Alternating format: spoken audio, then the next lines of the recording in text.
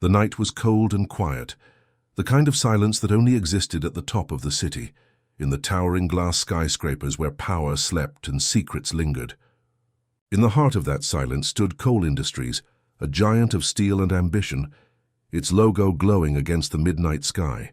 Inside, every office floor was dark except for one, the top floor where the CEO's light still burned. Mr. Adrian Cole sat behind his mahogany desk, a file open before him. His eyes scanned the final contract of the evening, though his mind was elsewhere. The deal he'd closed tonight, a merger worth billions, should have been a victory. Yet there was no joy in his chest, only emptiness, only the echo of loneliness that grew louder with every passing year. He loosened his tie, leaned back and stared out through the floor-to-ceiling windows. Below, the city stretched endlessly, cars like fireflies, buildings like chess pieces. He'd conquered this empire brick by brick, deal by deal. But what had it cost him? The clock struck midnight. He sighed, rubbing his temples. "That's enough for tonight," he murmured. He rose, collected his phone and keys and began walking down the marble hallway. The building was empty. Everyone had gone hours ago. His footsteps echoed softly against the polished floor. He turned the corner toward the private restroom. Normally, he preferred silence at this hour, a rare moment of stillness after the chaos of the day, but tonight something was different. As he approached, a faint light flickered under the door. He frowned. He always ensured that lights were switched off. His staff knew that rule. His building was a symbol of order, nothing out of place. A strange unease crept into his chest. Slowly he reached for the handle and pushed. The door swung open. He froze. Inside, beneath the dim glow of a single bulb, a young woman lay curled up in the corner, her head resting lightly against the side of a toilet. Her uniform was that of a cleaner, dark blue with faint white trim, though it looked old, washed too many times. Her shoes were worn, her hands clasped around her chest as if to hold warmth close. Strands of hair fell across her face, and there was something fragile, almost delicate, about the way she slept, like someone who hadn't known peace in years. Adrian's breath caught. He stepped closer, his polished shoes making no sound on the tiled floor. Who was she? Why was she here, asleep in a restroom at this hour in his building? He had never seen her before. He knew every department, every senior executive, every familiar face. But this girl, this stranger, did not belong in his world. And yet there was something familiar. He crouched down slightly, studying her face. Under the faint light, he noticed the faint traces of exhaustion, the dark circles, the pale lips, the calloused hands. She looked like someone who worked too hard, ate too little, and dreamed too much. He hesitated. Should he wake her? Call security? But his hand mid-air stopped trembling. Instead of anger, an unexpected emotion stirred, like something between pity and recognition. Her name tag caught his eye. Maya. The letters were faint, scratched. He whispered the name under his breath, testing its sound. Maya. The word lingered in the air like a memory. He didn't know why it felt heavy. Suddenly she stirred. Her eyes fluttered open and wide, startled. She gasped and scrambled up, nearly tripping over her own feet. "I'm sorry." "I'm so sorry, sir," she cried, bowing slightly. Her voice trembled. "I didn't mean to fall asleep. I was just cleaning and—" "Calm down," Adrian said quietly, lifting a hand. His tone was steady, but his mind raced. "I thought everyone had gone home," she continued nervously, her words tumbling. "The train stopped and I didn't have fare for a cab, so I sat down for a minute and She stopped, realizing she was rambling. Tears glimmered at the corners of her eyes, but she quickly blinked them away. Adrian watched her silently. Every instinct he'd built as a businessman, cold, logical, detached, told him to dismiss her, to call HR in the morning. But another part of him, quieter, buried deep, saw something else. "You work here?" he asked softly. "Yes, sir," she whispered. "Night shift cleaner. How long have you been with the company?" She hesitated. "Almost 3 years, sir, 3 years." The number echoed in his mind. He didn't know why it struck him, as though something inside connected that number to another truth he couldn't yet name. He studied her again, his gaze softer now. "Why didn't you tell your supervisor?" Her lips pressed together. "He doesn't care, sir. He says, as long as the floors shine, nothing else matters." Adrian's jaw tightened. He wasn't used to hearing the hidden stories behind his spotless halls, the quiet sacrifices. the invisible lives that made his empire gleam. "Maya," he said, testing her name once more. She looked up, surprised that he'd said it gently. "Yes, sir. You can't stay here." "It isn't safe." Her shoulders sank. "I understand, sir." "I'll go." But something in his chest tightened as she turned to leave. He didn't know why. Perhaps it was the loneliness reflected in her eyes, a loneliness that mirrored his own. "Wait," he said suddenly. She paused at the door. Adrian took a deep breath. "Tomorrow, come to my office at noon. I want to speak with you." She blinked, confused. "Me, sir?" "Yes." Her hands trembled. "Did I do something wrong?" His gaze lingered. "Not yet." Maya nodded, clutching her worn bag to her chest. "Thank you, sir," she whispered before slipping out into the quiet hall. When she was gone, Adrian remained standing in the empty restroom. The faint scent of cleaning soap and cold tile around him. 3 years, a maid named Maya, and a feeling he hadn't known in years.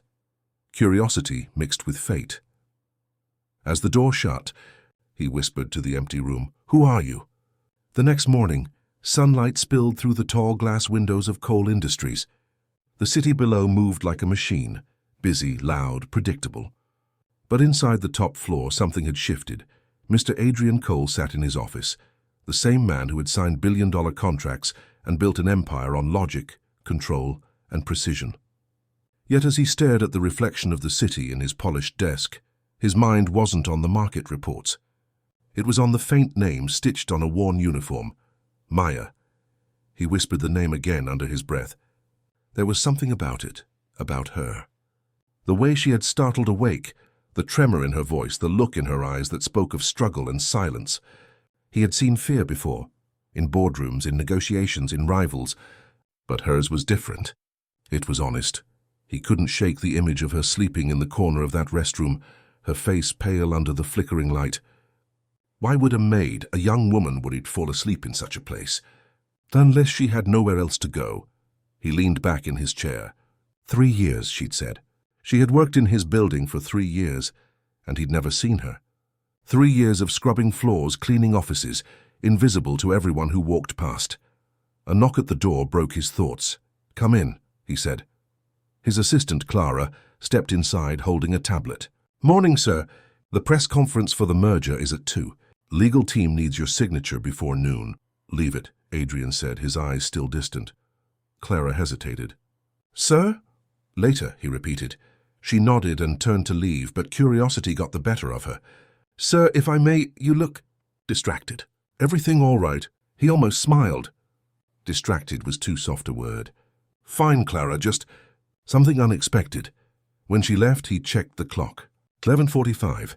He had told the girl, Maya, to come at noon. Part of him doubted she would. People like her didn't trust promises from men like him. He tapped his fingers on the table. The minutes crawled. Then a soft knock. "Come in." The door opened slowly and she stepped in. Her uniform was clean but faded, her shoes scuffed. Her hands fidgeted with the strap of her small bag. She stood just inside the doorway, unsure whether she belonged there. "You came," he said. "Yes, sir." Her voice was quiet, almost a whisper. "Sit." She hesitated before lowering herself into the chair across from him, eyes downcast. He studied her, not with judgment but with curiosity. She looked so young, yet there was weariness in her movements, as if life had aged her faster than time. "What's your full name?" he asked. "Maya Rivera, sir. And you've been working here for 3 years?" She nodded. "Yes, sir. Night shift. I clean the upper floors after everyone leaves." He leaned forward. "Do you live far from here?" Her eyes flicked up, surprised by the question. "About an hour. I rent a small room." "It's not much." "Then why were you here last night?" Her hands tightened on her bag. "I missed the last train. I usually don't, but I stayed late to finish the conference room. I was tired. I didn't mean to fall asleep." "You could have called someone," her lips curved in a sad smile. "There's no one to call." The room fell silent. Adrian studied her face again. There was truth in her words, a quiet loneliness that matched the one he carried. For years his life had been filled with noise, meetings, deals, power plays, but no one truly saw him. Perhaps that's why she lingered in his thoughts. She was invisible to the world too. "Do you like working here?" he asked finally. Maya looked startled by the question. It's work, sir. It pays. That's not what I asked, she swallowed. I'm grateful for it. But it's hard. People don't notice cleaners. We just make the mess disappear. Her words struck him deeper than he expected. People don't notice cleaners. He'd walked these halls 1,000 times and never looked down. Not once. He stood, walked to the window. Tell me, Maya, what did you do before this job? I studied art, she said softly. Back home, he turned. Art? That night, the city was alive again. Traffic glowing below, lights flickering like restless stars. Yet in the highest room of Coal Industries, Mr. Adrian Cole sat alone once more, his office washed in the soft gold of his desk lamp. He had been staring at the same document for nearly an hour, but the words refused to make sense. His thoughts drifted back again and again to the quiet girl with the tired eyes, Maya Rivera. It had been years since someone had spoken to him with such honesty. No calculated words, no hidden motives. Just truth, and fragile and unguarded. He leaned back in his chair, hands clasped together, trying to understand why her presence lingered in his mind. She was a maid. He was a billionaire. Their worlds weren't meant to collide. And yet, her name, her face, her voice. They stirred something, a faint echo of a time buried deep in memory. He rose, walked toward the tall window, and looked out over the sleeping city. His reflection stared back at him. A man in his early 30s, sharp features, tailored suit, eyes hollowed by years of ambition. But behind that reflection, a younger version stared back, a boy with softer eyes standing in a small town far away from this empire. The memories came uninvited. A dusty road. A little art shop by the corner. A girl with paint-stained fingers and laughter like sunlight.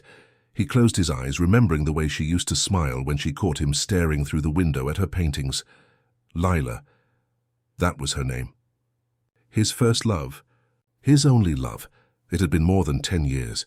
They had grown up together, two dreamers from different worlds. He was the son of a struggling mechanic. She was the daughter of an art teacher.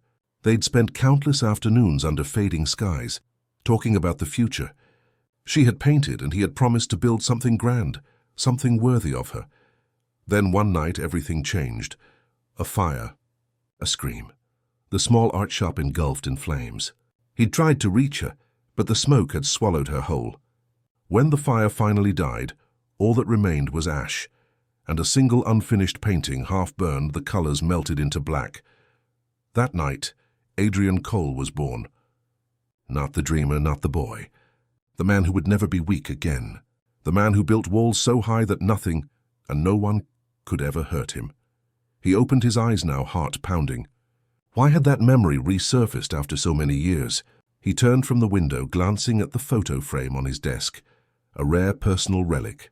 Inside was a faded picture of his parents and that same small-town workshop. He hadn't looked at it in months, but tonight something pulled him toward the past. Was it Maya? Her name, her eyes, her voice. They carried whispers of Lila. Not identical, but hauntingly similar. The way she spoke softly, her quiet strength beneath fear, the sadness behind her smile. Could it be coincidence? Or fate circling back in disguise? A knock at the door jolted him. Sir? Clara peeked in, holding a folder. Sorry to disturb. These are the documents from the legal team. They need your review before tomorrow. He nodded absently. Leave them. She set the folder down and hesitated. Sir, is something wrong? You've been here late all week. He gave a small, distracted smile. Just remembering. Remembering what? He shook his head.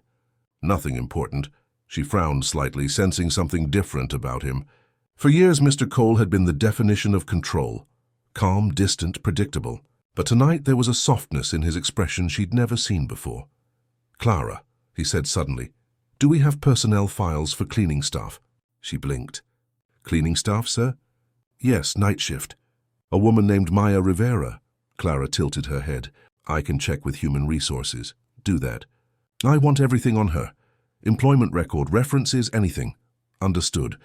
When she left, he sat back, troubled by his own curiosity. Why did he care?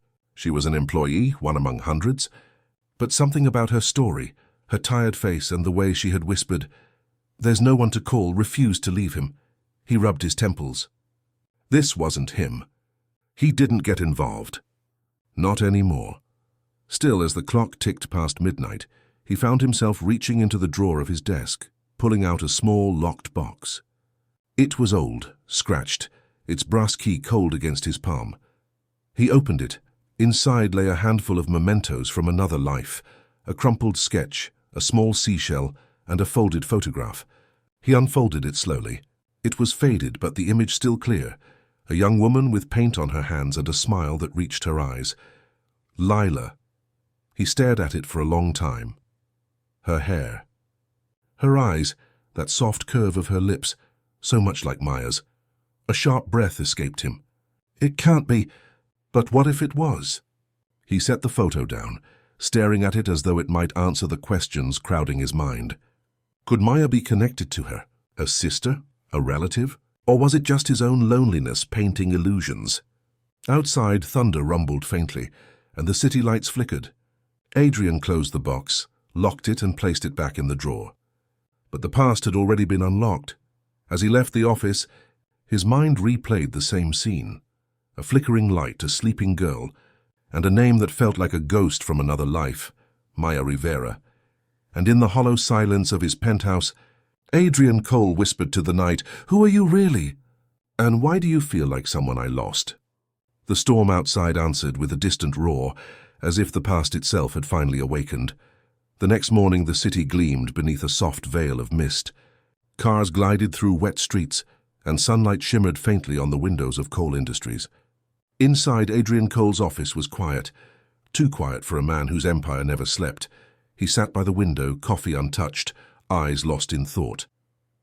The night before had brought memories he had long buried, fire, loss, and a name he had sworn never to speak aloud again. Leela. And now, a girl named Maya Rivera, a name that carried the same softness. The same sadness had appeared in his world like an echo of the past. A soft knock broke the silence. Clara entered, holding a thin file. "Sir, you asked for this." Adrian turned. "Her file?" "Yes, Maya Rivera. Night shift cleaning staff. She joined 3 years ago. No disciplinary issues. Always punctual. Never late, except last night." Clara hesitated before continuing. "Her references are local, a shelter, not a company. And her emergency contact is blank." He frowned. "Blank?" "Yes, sir." She listed no one. Clara placed the file on his desk. "If I may, sir." "Why the sudden interest in her?" He paused, then said quietly, "She reminds me of someone." Clara nodded, though curiosity lingered in her eyes. "Will you need anything else?" "No, thank you." When she left, Adrian opened the file. There wasn't much. A few pages, a faded copy of an ID card, a handwritten reference from a women's shelter. He read each word carefully. Born in Brookfield. No listed family. No known address before her employment. It was as if she had appeared from nowhere. He closed the file slowly. Brookfield. The name hit him like a whisper. That was his hometown, the small place he'd left behind after the fire, after Lila. His pulse quickened. Could it be coincidence? Or something deeper? A thread connecting two lives divided by tragedy? He didn't believe in fate. Not anymore. But something about Maya, her eyes, her voice, the way she carried pain with quiet grace, drew him like gravity. He stood, grabbing his coat. He couldn't focus on numbers or meetings now. Not with questions haunting him. He needed answers. Downstairs, Maya was polishing the marble floor of the main lobby, humming faintly under her breath. Her movements were slow but steady, her eyes focused on her work. The early morning crowd swept past her, executives in suits, assistants clutching coffee cups, none of them noticing the girl who made their floors shine. Then a shadow fell across her. She looked up. Adrian Cole stood there, immaculate in his dark suit, hands in his pockets, eyes unreadable. "Sir," she whispered, startled. He nodded once. "Walk with me." She froze. "Sir, I'm on duty. Just 5 minutes." Something in his tone left no room for refusal. She set the mop aside, wiped her hands on her apron, and followed him through the glass doors into the courtyard. The morning air was crisp, the city still waking around them. For a moment they walked in silence, the sound of traffic filling the distance between them. "You're from Brookfield," he said finally. She blinked, surprised. Yes, sir. How did you— I read your file. Her hands tensed at her sides.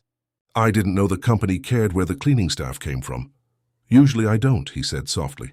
But Brookfield— I grew up there. She turned to him, astonished. You did? He nodded. It was a small place. Not much left now. Maya's gaze softened. Yes, my mother used to teach art there. She loved that town. Adrian stopped walking. His breath caught. Your mother? Yes, she said, her voice distant with memory. Lila Rivera. She taught painting at the community center before it burned down. I was little when it happened. After that, she never painted again. The world seemed to tilt. Adrian's chest tightened as her words sank in. Lila Rivera, the name he had loved, the woman he thought he'd lost forever, was her mother. He turned slowly, staring at her face, seeing the resemblance now in every line. The gentle eyes, the quiet strength. The same hands that once held a brush? Your mother? He began, voice shaking. She survived? Maya nodded slowly. Yes, she was badly hurt, but she lived. She never talked about the fire, only that someone tried to save her, a boy she never saw again. Adrian's throat tightened. He could still feel the smoke, the heat, the helplessness of that night. Rain tapped softly against the office windows that night, tracing silver lines down the glass. The city below was alive, headlights streaming, horns echoing faintly through the streets, but inside Coal Industries the world felt still. Adrian sat behind his desk, papers untouched, eyes lost in a storm of memories. Lila Rivera. Her name had returned like a ghost. He leaned back, staring at the ceiling. He could still see that night, the flames devouring the art studio, the way she had screamed for help, his hand slipping from hers in the smoke. He had run for water, for help, but when he came back, the building had collapsed. Everyone told him she didn't survive. He had blamed himself. Now, after all these years, her daughter was working in his building, invisible, unprotected, cleaning floors she should have walked upon with pride.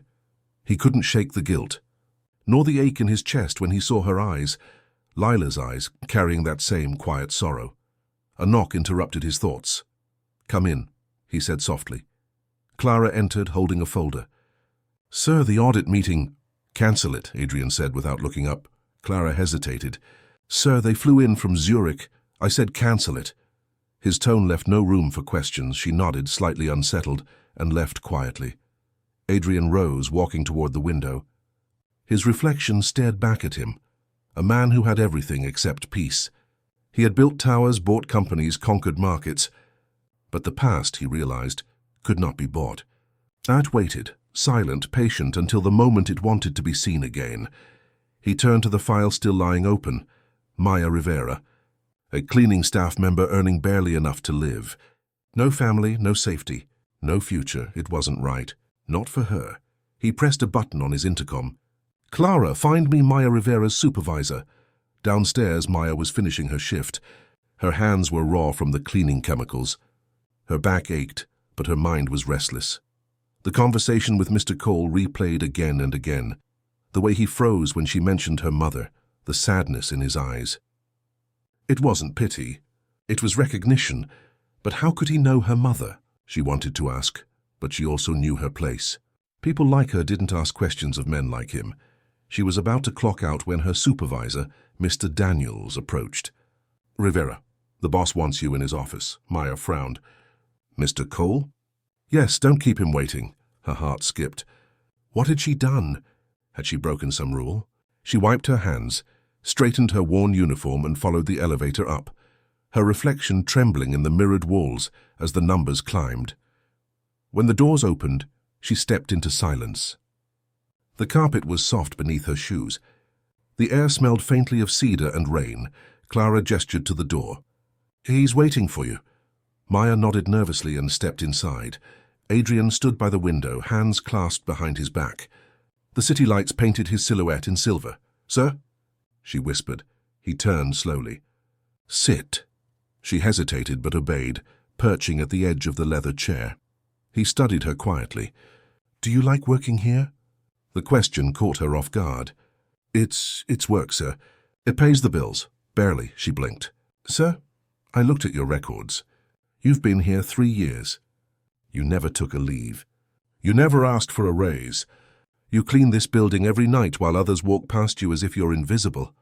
Her cheeks warmed with embarrassment. That's my job, sir. He leaned forward. It shouldn't have been. Not for you, Maya frowned. What do you mean? Adrian took a deep breath. I knew your mother. Years ago, before the fire, she was extraordinary. She taught me what beauty meant. She believed in art, in kindness. In people. His voice softened. And I failed her. Maya's eyes widened. Heber, you were the boy? He nodded slowly. I was there. I tried to save her. I thought she died. Maya's throat tightened. The image of her mother's trembling hands, painting in silence after the fire, flashed before her eyes. She said someone tried to save her, but she never knew who. I should have gone back, he said, voice heavy with regret. But I left. I chased success, trying to bury what I'd lost. And now, all these years later, I find you. Maya looked down, her fingers trembling. You don't owe me anything, sir. But I do, he said firmly. I owe your family everything. He reached for a folder on his desk and slid it across to her. This is a new contract. You'll no longer work in maintenance. You'll move into a corporate position, personal assistant training included. Full salary, benefits, housing. Her eyes widened. What, sir, I can't? You can, he said gently. You deserve better than a mop and a midnight shift. You have potential, the kind your mother saw in everyone. Tears welled in her eyes. Why are you doing this? Adrian hesitated, then said quietly, Because I couldn't save her. But I can help you. Maya's chest ached. I don't want charity. This isn't charity, he said, his voice steady. It's a promise, one I should have kept long ago. She stared at the papers, her reflection trembling in the glossy surface. It was everything she'd ever dreamed of, a chance, a way out. But something inside her whispered caution. Nothing in life came without a price, sir, she said softly. If I sign this, what do you expect in return? He met her gaze, eyes heavy with a truth he wasn't ready to reveal. Nothing, except that you let me help you. She studied his face, searching for a lie. But all she saw was guilt, and something else. Something deeper, hidden behind the mask of power. Slowly she reached for the pen. Her hand trembled, and as she signed her name, Adrian's chest tightened because he knew this was only the beginning, for buried beneath his kindness was a secret, one that could shatter her trust. Forever, the following days unfolded.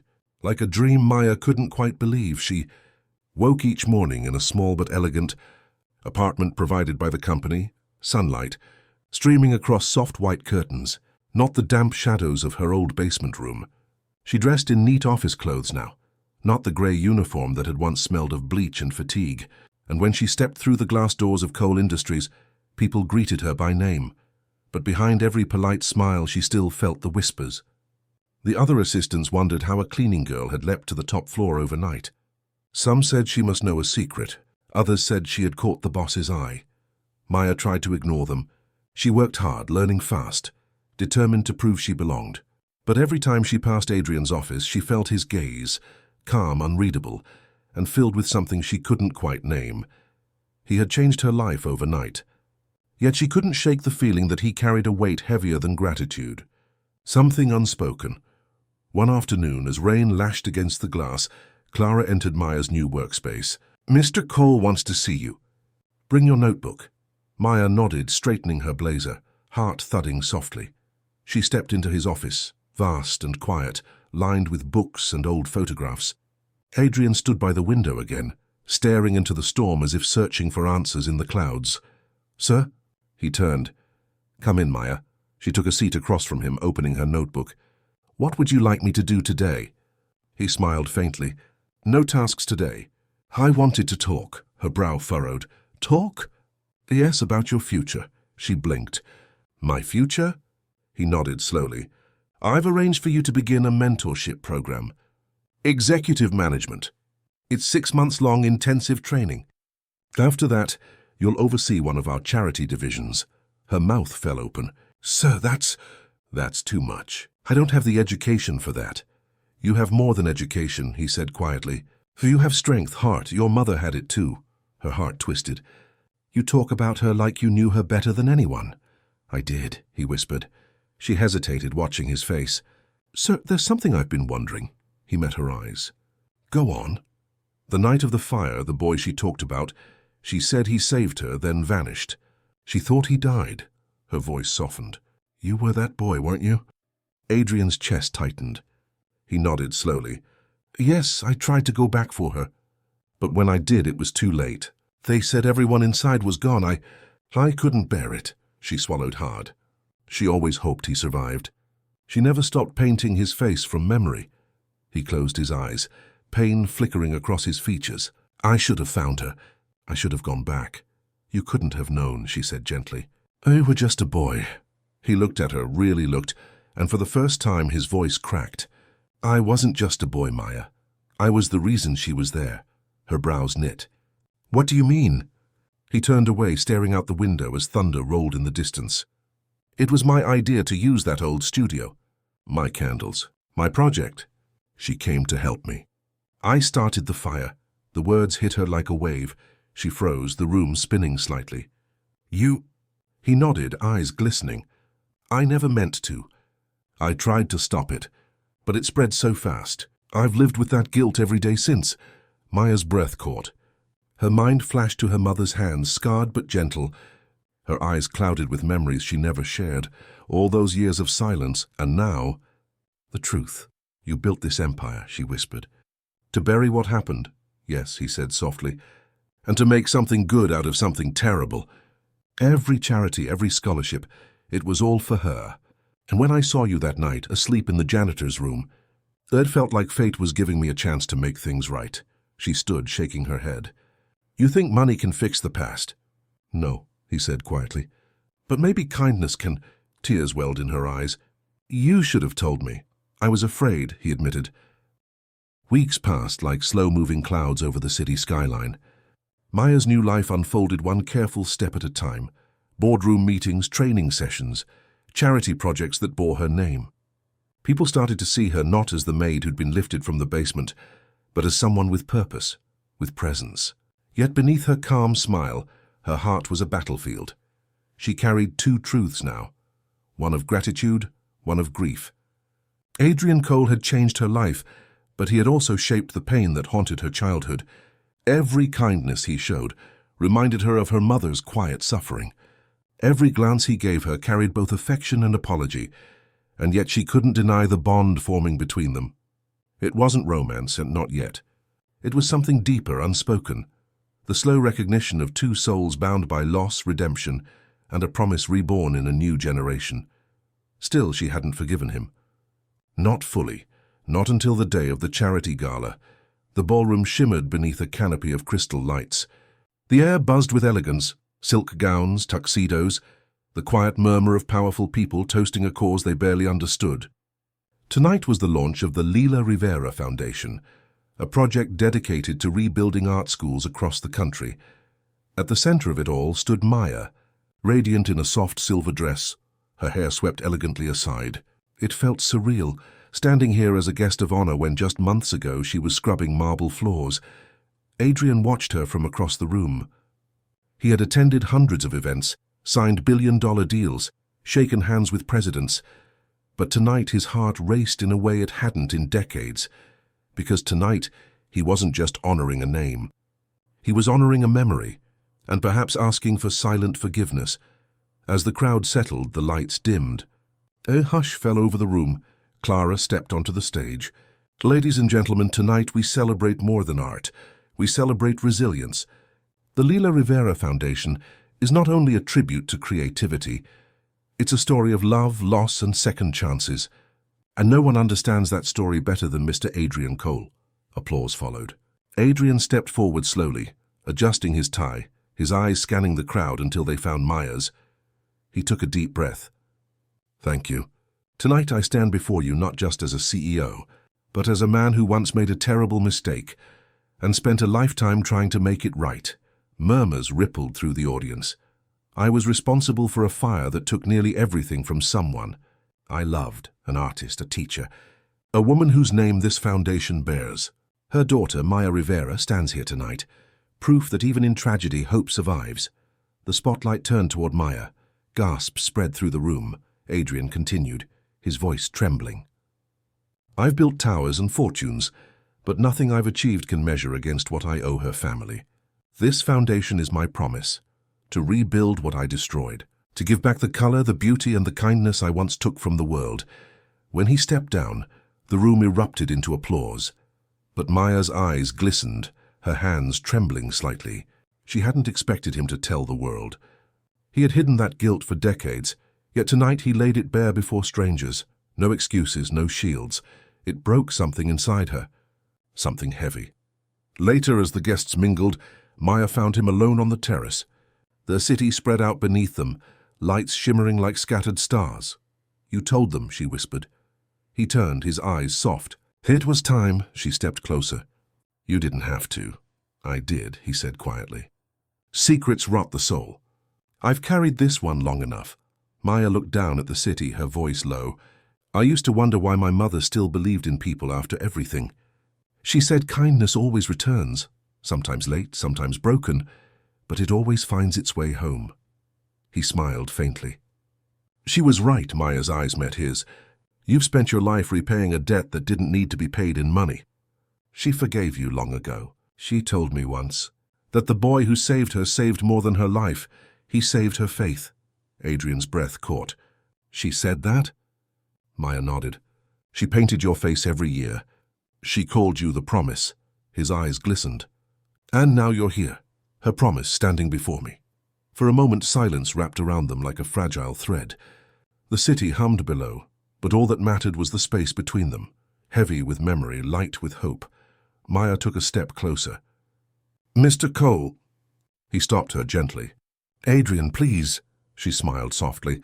Adrian, you've done enough. You've carried guilt long enough.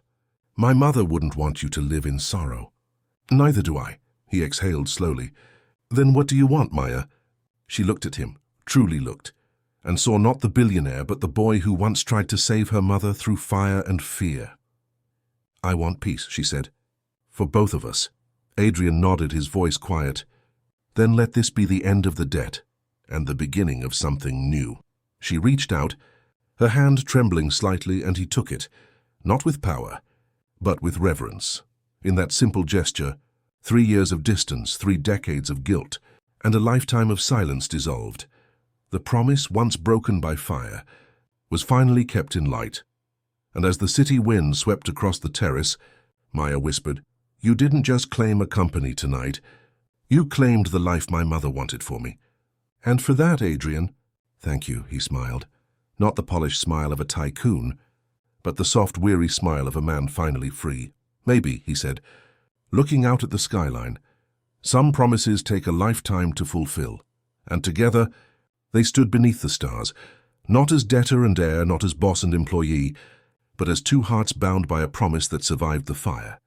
The night was no longer silent. It was whole.